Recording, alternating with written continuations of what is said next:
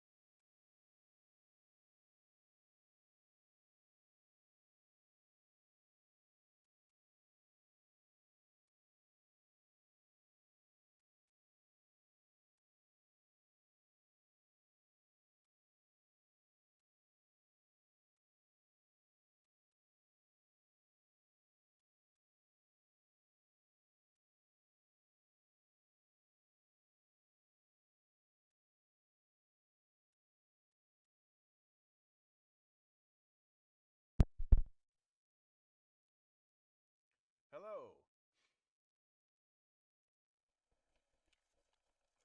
You didn't miss a thing. You didn't miss a thing. There we go. Now we have audio. You didn't miss a thing. Hello there, you lucky devils. Welcome to another Sunrise Sermonette. Today I want to talk a little bit about the Pharisees, the Sadducees, and the Acadians. Hey, Lord, I think I fixed it right. I'm going to assume I fixed it. Hi, Gary. Thanks, guys. Thanks for showing up. You never know. The Stones Unturned podcast YouTube channel is like a box of chocolates. You just don't know what you're going to get. The Pharisees. What the hell is a Pharisee? Nobody really knows. Like, we have almost no information. If it weren't for a couple of scraps of information, we would never be asking the question, who are these people? I'm not preaching any religion. I'm just talking about history. But we need to learn about Christianity as it presents itself compared to the Gnostics, because they consider themselves, and will sit there and tell you with a straight face, that they are Christian. Or they'll tell a Muslim they're Muslim, or they'll tell a Jew they're Jew. What the hell is a Jew? Nobody knows. Why is it spelled that way? Nobody knows. Supposedly, there was a kingdom of Judah, which there probably was. There's plenty of historical evidence and historical contextual evidence. There must have been some kind of a coherent, homogeneous, politically homogeneous entity. Let me get right to the pictures here. Okay, here, see this area bounded by the purple here? No, you don't. See that? See that area right there? This is the southwest, Palestina runs from southwest to northeast.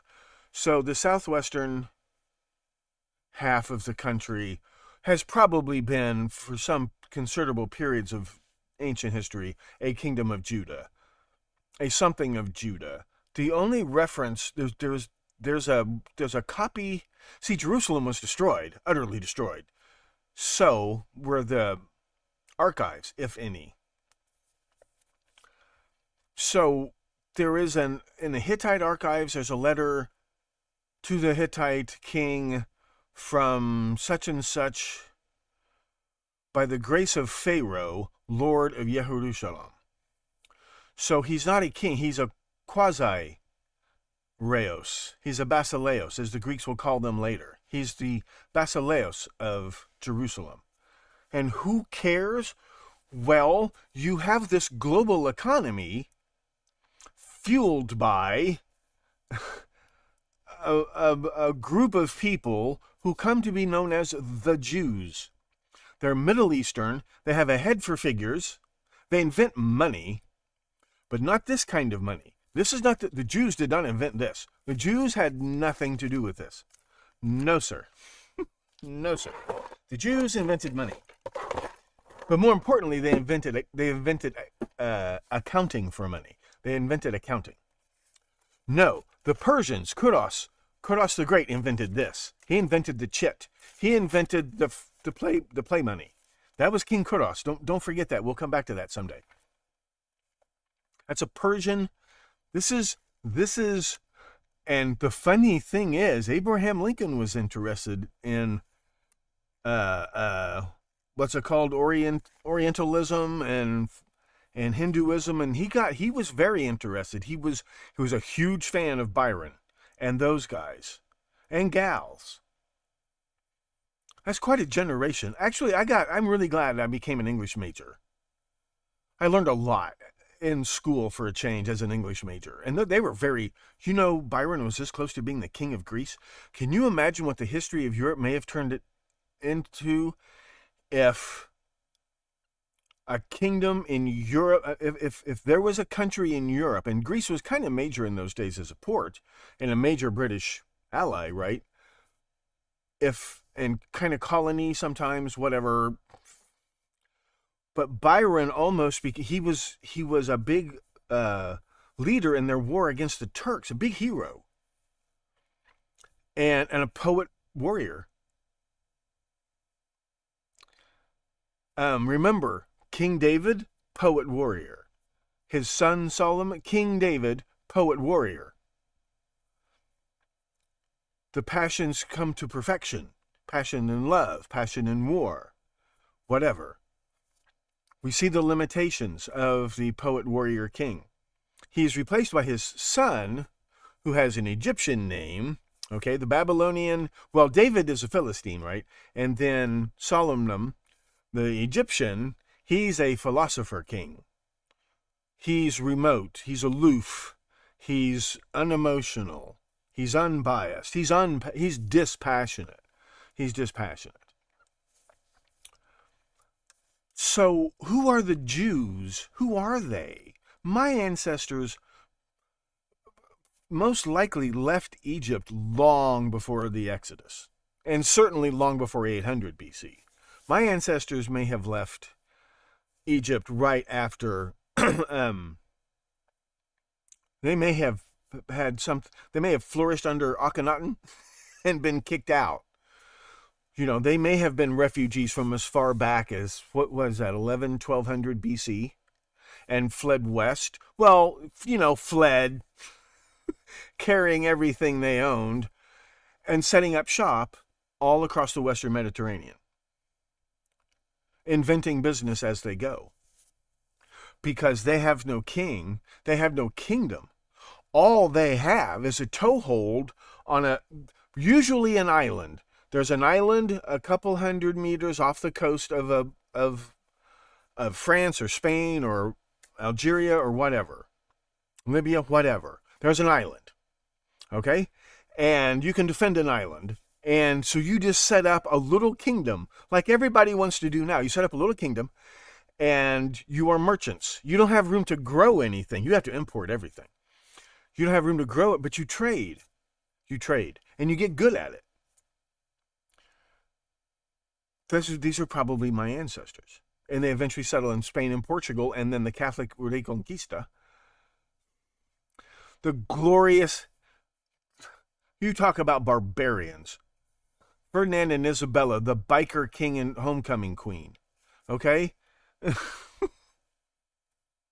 Civilization was doing great. But my ancestors then flee as far as they can get, which is the Netherlands. And then as soon as they can, they sneak across there's a fight. It's a reverse custody battle. The Dutch authorities don't want my family in Holland anymore, and Peter Stuyvesant does not want them in New Amsterdam. So they show up anyway. They kind of get pushed on the boat. My Irish ancestors are Jacobites, prisoners of war, transported to America. My Jewish ancestors, Jews. It's another Exodus. It's really another Exodus. Okay?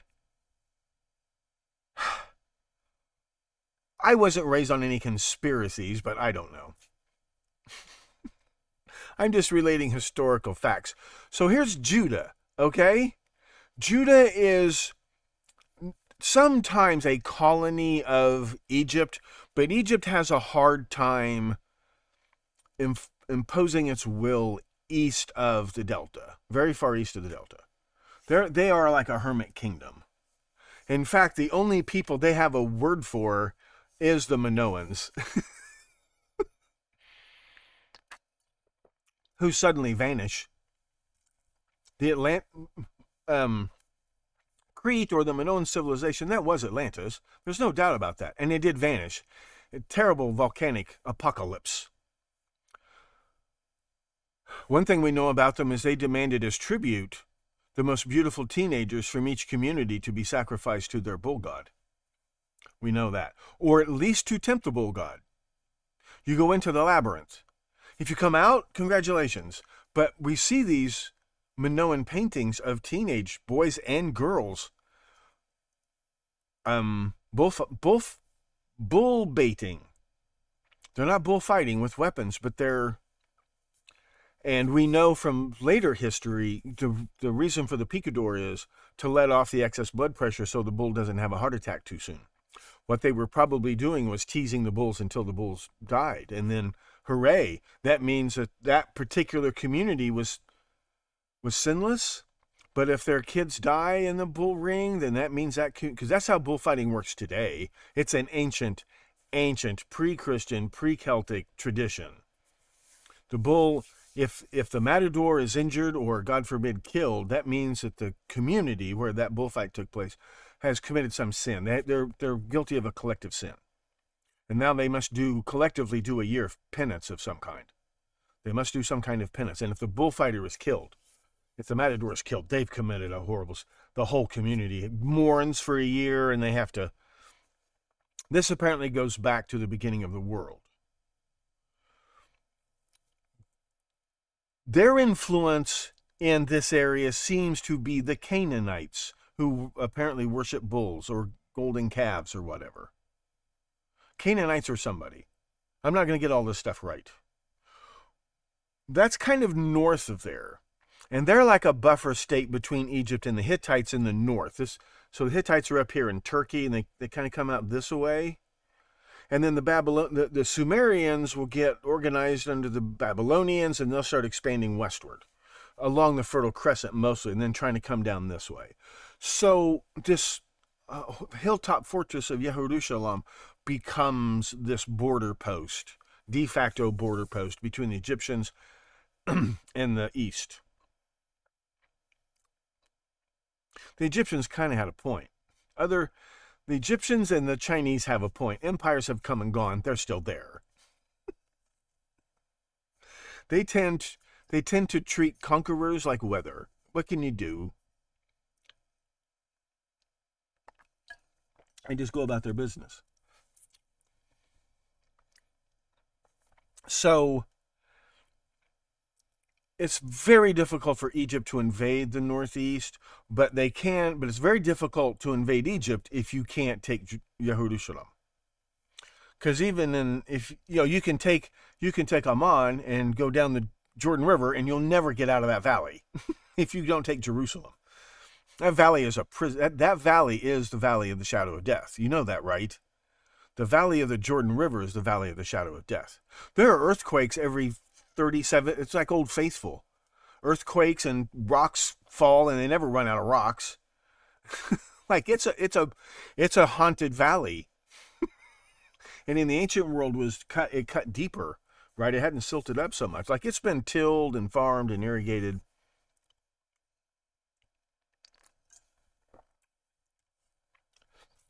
And then it just runs out in the desert, right?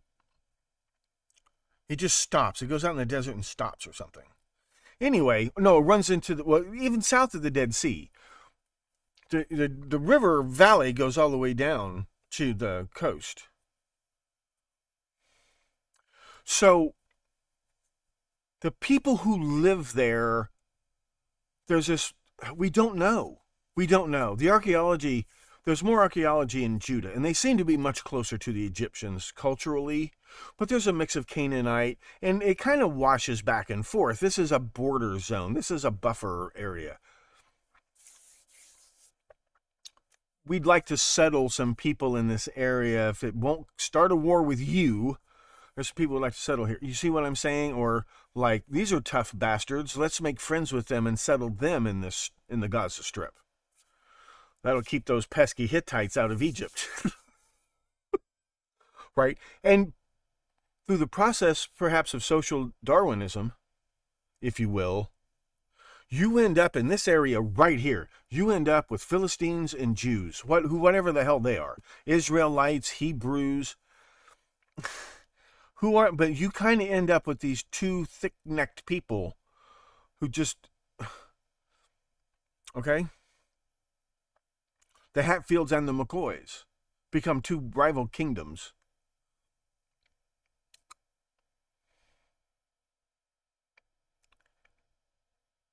And is it my ancestors who become the Phoenicians? They're probably conquered by the Phoenicians, who, once again, I don't think they call themselves, right? They have a city, Phoenicia or something. Am I that old? Have I forgotten where they're from? But they're more of a blob than they are a tribe or nation or race. They're more of a blob. And they have an extremely wild religion. They sacrifice their own children. They're like the Minoans, but they sacrifice their own children. Maybe the Minoans did too, but according to the story of the Minotaur, their tribute, they're required, all the communities in this Minoan Empire are required to send their teenagers, and these are not the children of slaves. These have to be the children of the nobility. And they are probably about 13 to 15 years old.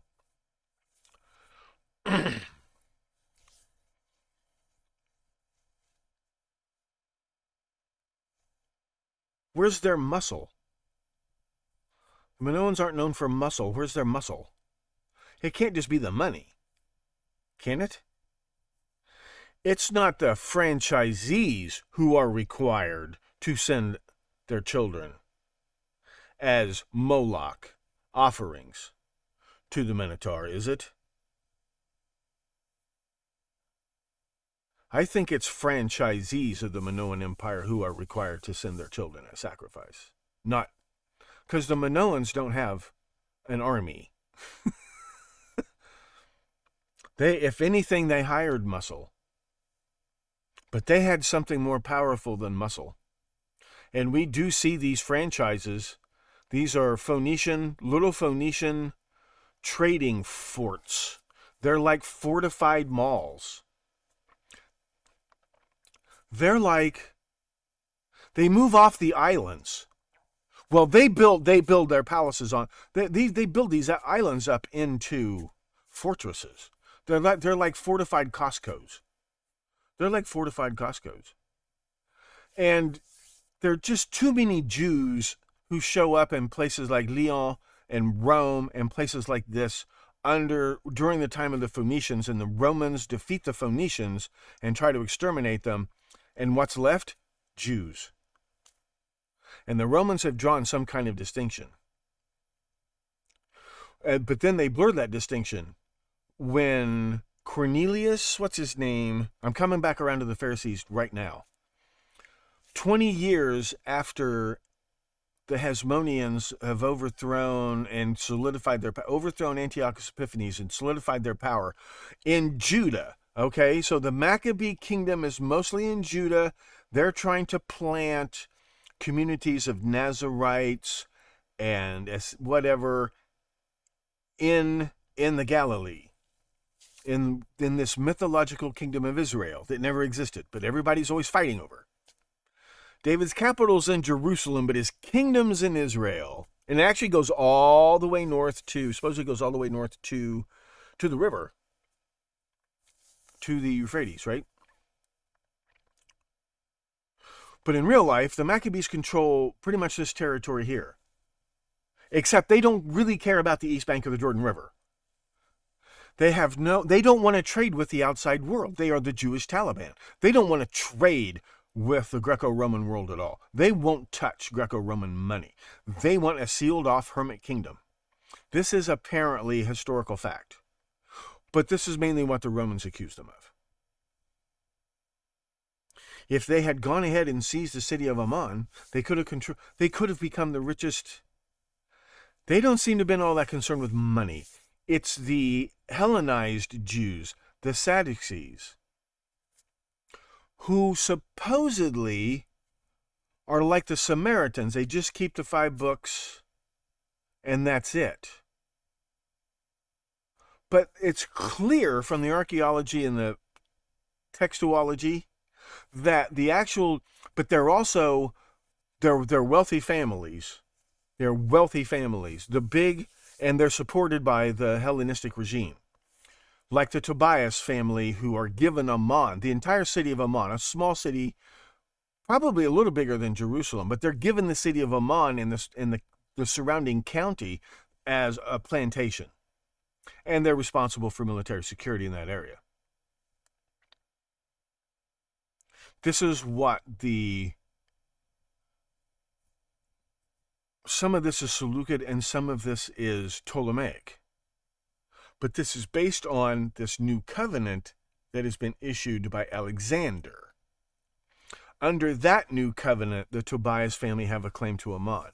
They must have had some kind of claim to it before the Persians moved in, and they must have been able to present a claim. Because, of course, Alexander's new covenant is going to erase the false new covenant of the Persians and replace it with the old covenant, the true covenant, which still suits the Greeks. So the Tobias clan take over Amman. But it's not too long after that the Maccabees revolt. They take control of Jerusalem, don't give a rat's for Amman. So now nobody controls the Jordan River. Nobody controls the Jordan River Valley. The trade route is now it's closed because the Hasmoneans, they don't want contact with the outside world, and they don't want trade coming up and down the Jordan River. It's their holy river.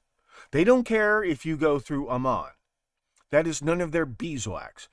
To their credit, to this day, the Zionists, it's from the river to the sea, from the Jordan to the sea, nothing east of there. Of course, the Golan Heights,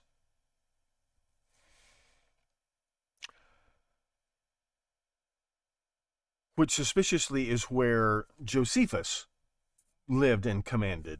Not anywhere near Judah. Way up in Israel, in the Golan. The best olive oil in the world still comes from the Golan. But you can only eat so many olives. Believe me. So they have to trade. This is not a self-sustaining agriculture. This is an agriculture for export. They do raise barley. The Greeks and Romans introduced wheat, some other crops, but the olives and dates and all that is it's a land of milk and honey. It is a land of milk and honey. I think they export honey. It's a land of milk and honey.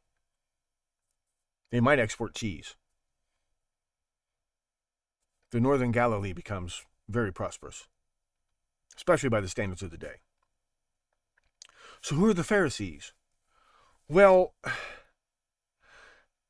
if the Sadducees are supposedly Hellenized back to being Samaritans, but I'm telling you are actually Hellenized Essenes, but they're pro-Greece, and they are the moneyed class. See, they have a vested interest in sticking with the Hellenized world, because that's who they trade with. But the reality of the situation sinks in, and this contiguous kingdom of Judah pretty much, I think it reasserts itself.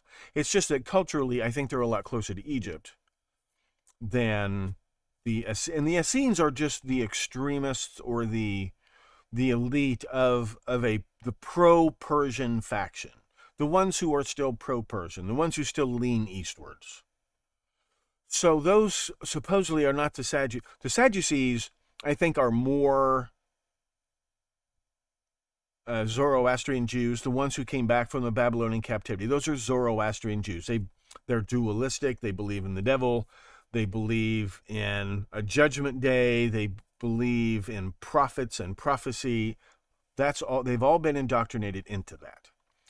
The Greeks tried to erase all of that by translating the Hebrew Bible into this, what we call the Septuagint.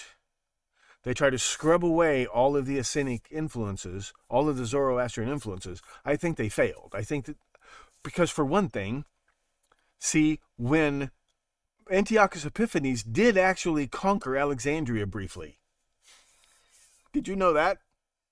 And I think, once again, I think there's been this conspiracy for a very long time. And the thing about Jews is they're an ethnic group, a cultural group, a common religion who, by hook or by crook, spread out east and west. And we're the merchants, the bankers, the lawyers, the magistrates in the if you hired a ship to haul olive oil from Caesarea Maritima, some Golan olive oil from Caesarea Maritima, and you had that hauled to Rome, and something went wrong. All the bottles got broke, something went wrong, the crew mutinied, whatever. You wouldn't take that shipper to court in Rome.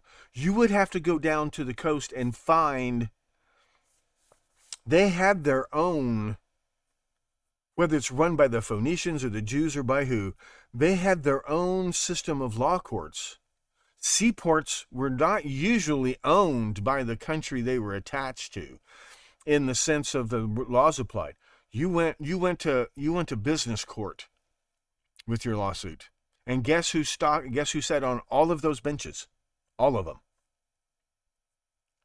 So, to a great extent, it's not just, the Jews aren't growing anything, but they're the machinery. They're kind of the blob,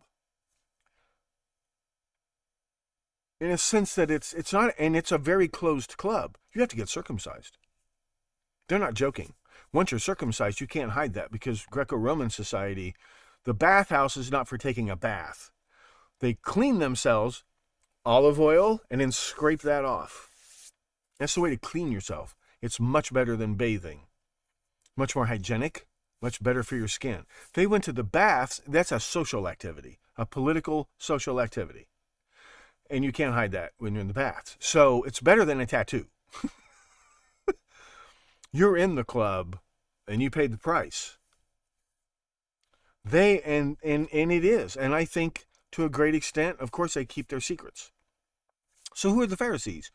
They seem to be the Jews who don't want any part of that. They seem to be the Amish of the Jews. Are you with me? They call those Jews Greeks. They don't call them Jews. So who are them? Who are they if they're not Pharisees? Who are the Sadducees?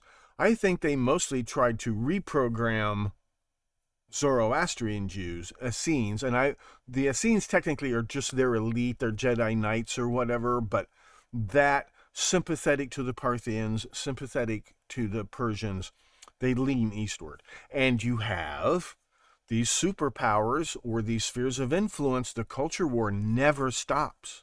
The culture war never stops.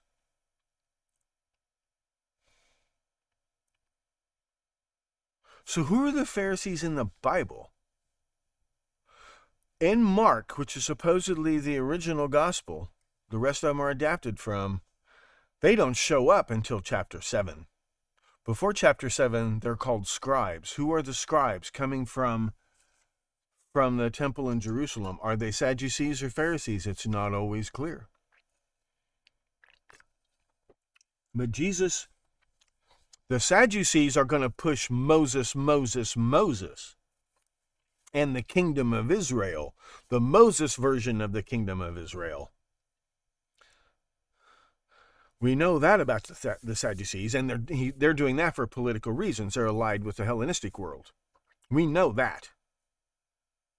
And the Pharisees rise up against the Sadducees, basically, who are the puppets of the Greeks. The straw that breaks the camel's back is Antiochus Epiphanes, sacrificing a pig to Zeus in the Jewish temple in Jerusalem. That kind of breaks the camel's back. So it's also a class revolution. The lower classes overthrowing the rich elite. They don't want to take over what the rich elite have. They want to live their life that they read about in the Bible, and they don't want to bother anybody else, but they don't want to be bothered. They're the Amish of the Jews, apparently. But they believe in the physical resurrection of the dead after Judgment Day, or on Judgment Day. So chapter 7, then came together unto him the Pharisees. Why would they? All the Pharisees?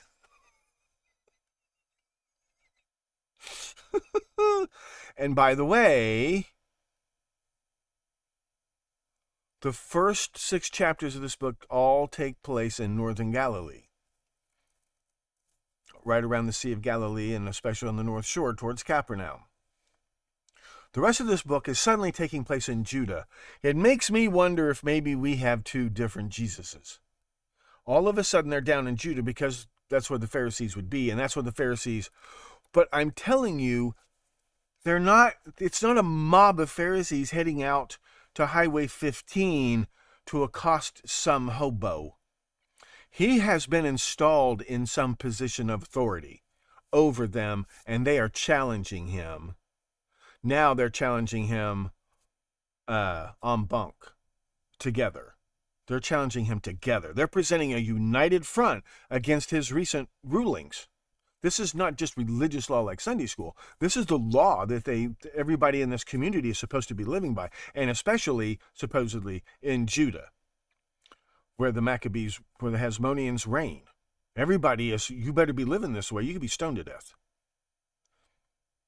They are not down with these rulings. These seem to hearken back to when the Greeks in Alexandria sent their first apostoloi. They sent their first Hellenized Sadducees to Jerusalem. And this doesn't even take place till 180 BC? This is when the grandson of Jesus ben Sirach said Jesus ben Sirach came from Egypt to Jerusalem and began to teach.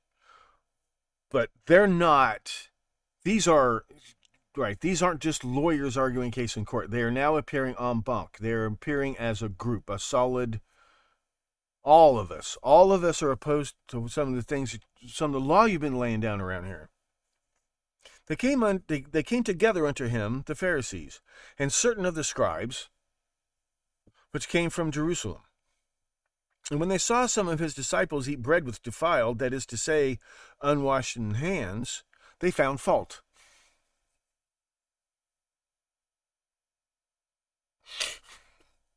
So, you got to understand, they didn't just show up in the courtroom. You have this block, this phalanx of lawyers. Okay, these are lawyers. These are lawyers with a cause. These are your Ralph Naders. These are your AOCs. This is a lawyer with a cause. These are lawyers who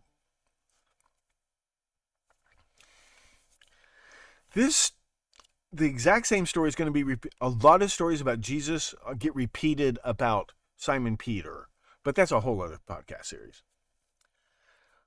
There's a whole hilarious thing about supposedly written by Paul in an epistle.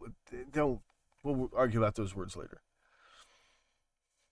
And then he got up and washed his hands. It's a hilarious letter. And when they saw some of his disciples eat bread with defiled, that is to say, with unwashed hands, they found fault. So they're following him to the commissary and watching him eat lunch. Ah!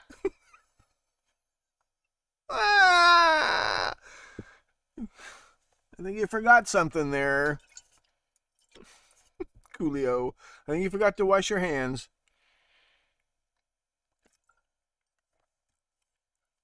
So they can petition to have him removed. They can petition to the tetrarch and say, this judge is breaking our own laws. How can you give him a position of authority? And I don't know if you've ever worked within 100 feet of a bureaucracy, but this is exactly how it works. What's 9/10 of the news? Trump didn't wash his hands before he picked up that box of classified documents. That's what we're right?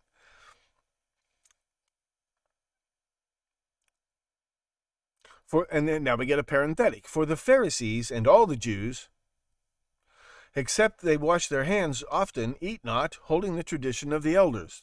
Jews invent washing your hands before you eat. How insane is that? And when they come from the market, except they wash, they eat not. And many other things there be, which they have received to hold, as the washing of cups and pots, brazen vessels, and of tables. If this book was written for Jews, why does it have to explain Judaism to Jews?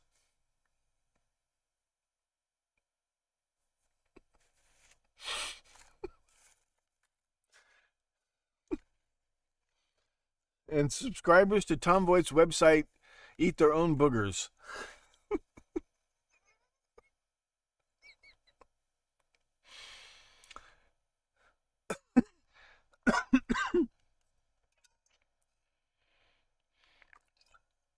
Well, if I'm casting out devils, to teaching your grandmother to suck eggs. Then the Pharisees and scribes asked him, why walk not thy disciples according to the tradition of the elders, but eat bread with unwashed hands? It's a good question. He answered and said unto them, well hath Isaiah prophesied of you hypocrites. As it is written, the people honoreth me with their lips, but their heart is far from me. This is plagiarized. Who said this first? Somebody said this first.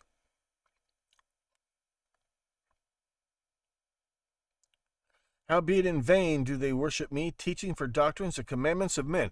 See, here you get this split.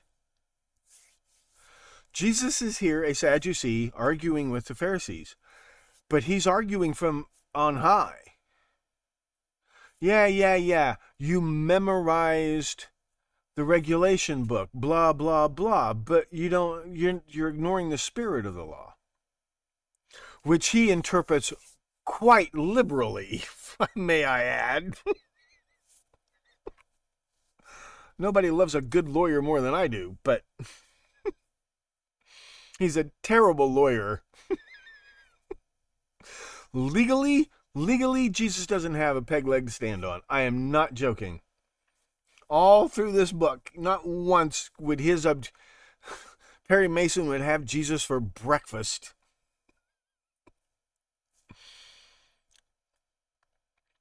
They are saying, well, if you read it, how did they write the book of Leviticus? By casting lots, right?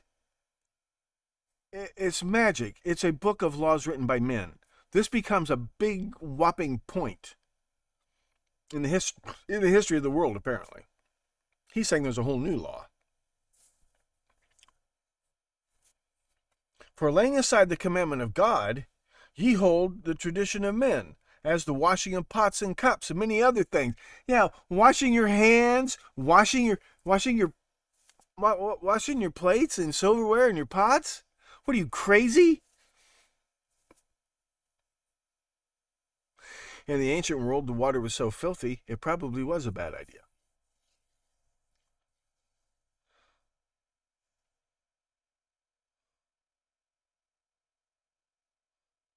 What's next? Vaccines? You know who invented the vaccine? For Moses said, honor thy father and thy mother, and whoso curseth father or mother, let him die the death. How does he twist this around? He wouldn't last 5 minutes against Perry Mason. But ye say, if a man shall say to his father or mother, it is Corban, that is to say, a gift, by whatsoever thou mightest be profited by me, he shall be free. And you suffer him no more to do aught for his father or his mother. Right? He's bringing up this is... This,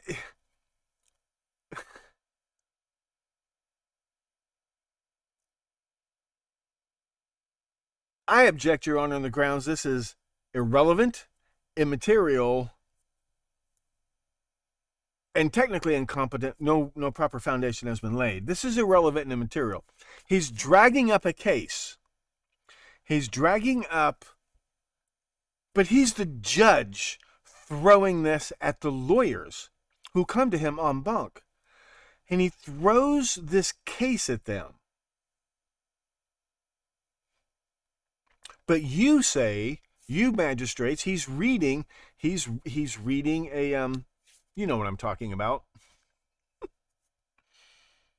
A precedent. He's reading them one of their precedents. But you say, if a man says to his father or mother, it is Corban, that is to say, a gift, a sacrifice, an offering, by whatsoever thou mightest be profited by me, he shall be free.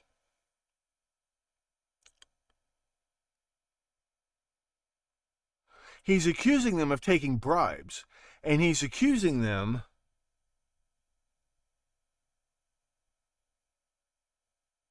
and you suffer him no more to do aught for his father or his mother.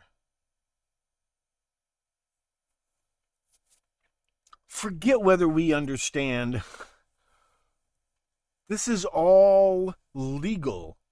None of this is spiritual. This is pure legal. This is pure legal.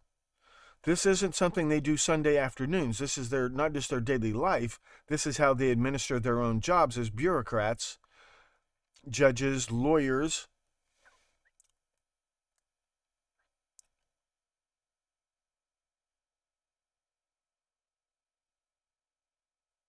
And I'm not convinced, but he's apparently dredging up some case, or maybe he's making it up.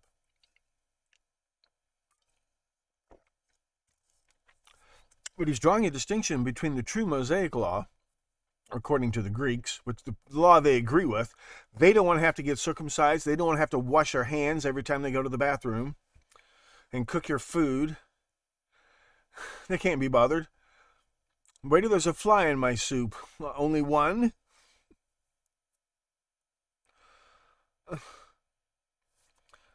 And when he had, and then the next, so we get a chapter break here. And when he had called all the people unto him, he said unto them, hearken unto me, every one of you, and understand. There's nothing from without a man that entering into him can defile him.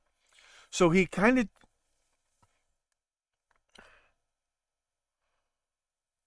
yeah, this is a revolution.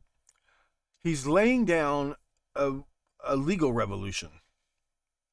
But this sounds an awful lot like Jesus ben Sirach come from Alexandria, with this new liberal, Platonic, Neoplatonist, Neo-Judaism. It sure does. You can't be defiled by what goes into the mouth. It doesn't matter what you eat. You won't be defiled by what you eat. You're defiled by what you say and do and believe. Okay? Whatsoever the thing from without entereth into the man, it cannot defile him, because it entereth not into his heart, but into the belly, and goeth out into the draught, purging all meats. And he said, that which cometh out of the man, that defileth the man. This is a very Greek way of looking at it. But he's like saying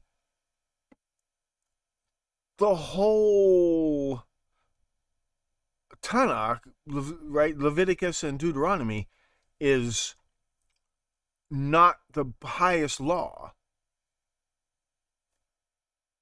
That's not the Constitution. And some of these laws are spiritually and philosophically non sequitur. And that nothing convinces people about religion like logic. But we know that scribes scholars in Alexandria had compiled a list of 513 or 313 logical contradictions in the body of Jewish law at that time. That it was not possible to follow all the Jewish law, and that this was not the fault of God. God didn't write these laws. If you read the book, it says it was written by men. And it's also this Platonic idea of let's get rid of all primitive superstition completely. Let's get rid of religion. Right? This is unbelievably revolutionary. Even for when I say it was written between 150 and 300, that's still extremely revolutionary. Okay? And the Pharisees are the conservatives, ultra-conservatives. We think we can lump the Pharisees in with the Hasmoneans. But the point is this. When the Hasmoneans rose up against the Greeks, against the Seleucids, you know who they reached out to? They reached out to the Romans. And the Romans offered them whatever support they could offer them. And it helped them secure Jerusalem. Well, 100 years later, this is 4 or 5 generations later, suddenly there is the new Hasmonean king supposedly strikes a deal with the Parthians and starts a revolt against the Romans in Palestina in 66 AD. No, in 37 BC. 37 BC. Well, I'm sorry. Before then, the next praetor, a couple praetors later, 20 years later, the praetor Cornelius, what's his name, expels all astrologers from Rome. And this includes the Chaldeans and Jews. The Jewish embassy to Rome sent by the Maccabees were considered by the Romans astrologers. For whatever that's worth, but that sounds more Eastern than Western.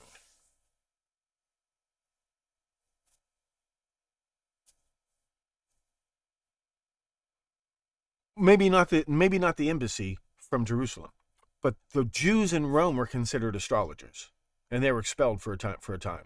This is in 139 BC, something like that. Then eventually, 100 years later, well, then 37 BC, Mark Antony, who represents the old Roman Republican patricians, are bypassed by Caesar and this new merchant class, who apparently have been friends with the Jews for over 100 years. And Caesar is their man.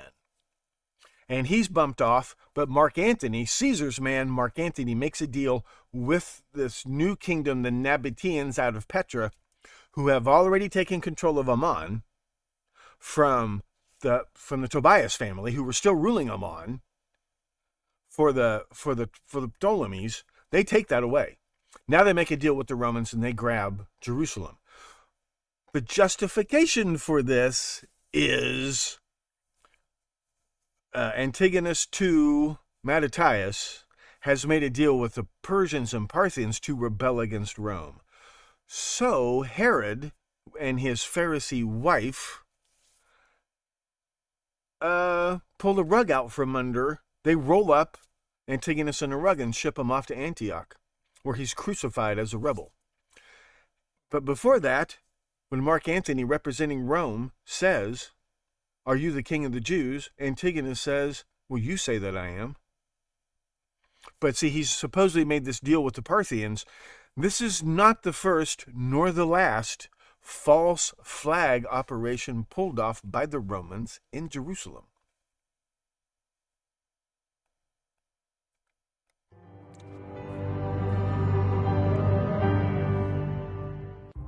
I'm Professor Thomas Henry Horan, asking you to please stay plugged in to the Stones Unturned podcast. He reads everything. Oh, hi, Charles.